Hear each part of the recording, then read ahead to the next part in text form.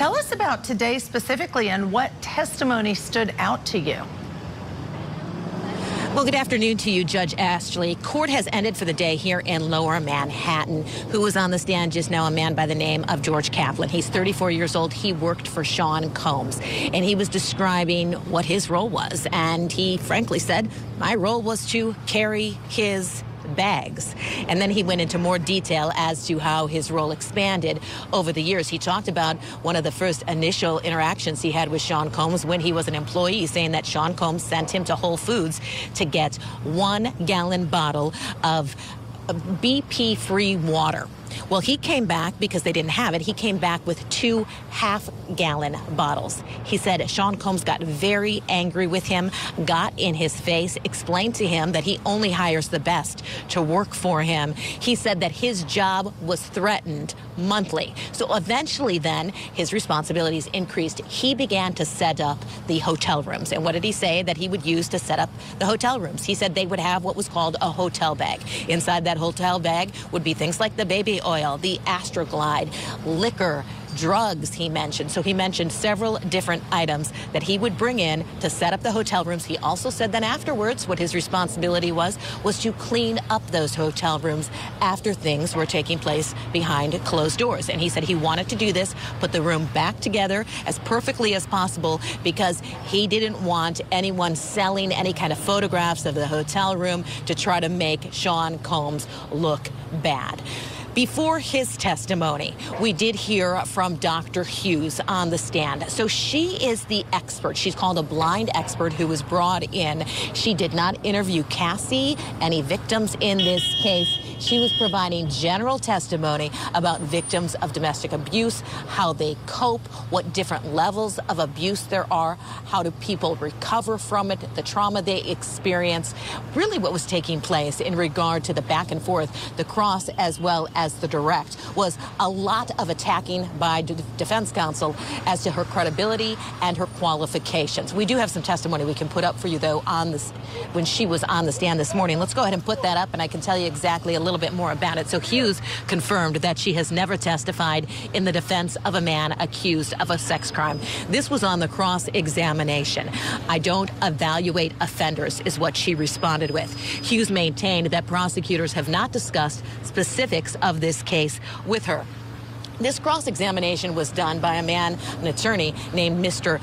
Bach. And you could tell, Judge Ashley, when he was doing his cross-examination, he is very skilled at cross-examining expert witnesses. He again brought up how much money she is being paid and how much she makes from really just being an expert witness in trials. So he was asking her about that. Do you think it's 60-40? And then she came back with it.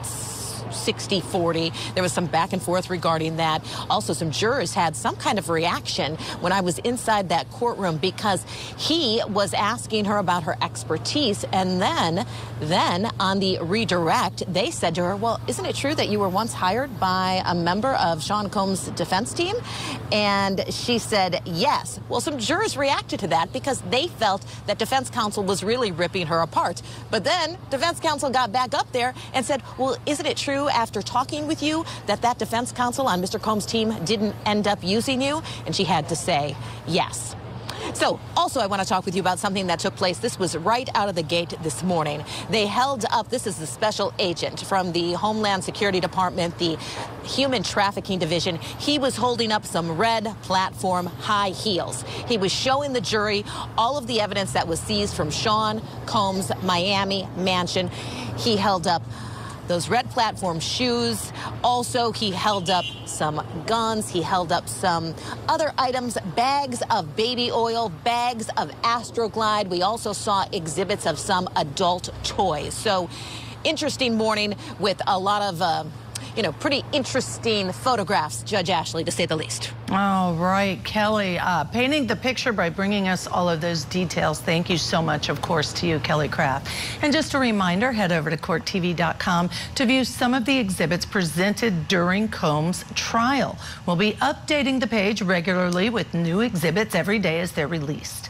Still with us, criminal defense attorney Marie Pereira. So much I want to ask you about. All right, Marie, now as they're bringing on, and let's talk about the recent witness, the employee of Sean Diddy Combs, who said he would carry his bags, but then eventually he would set up these rooms with the Astroglide, the baby oil, the liquor, the same rooms where the freak-offs would occur, the same rooms where the criminal actions against these women, using them for sex without their consent, threatening them, coercing them. Now it adds that extra piece that's necessary for racketeering, potentially, the piece that the defendant is using all these other people to run this criminal enterprise, to commit these crimes. What do you think of the case now as the feds are presenting this evidence?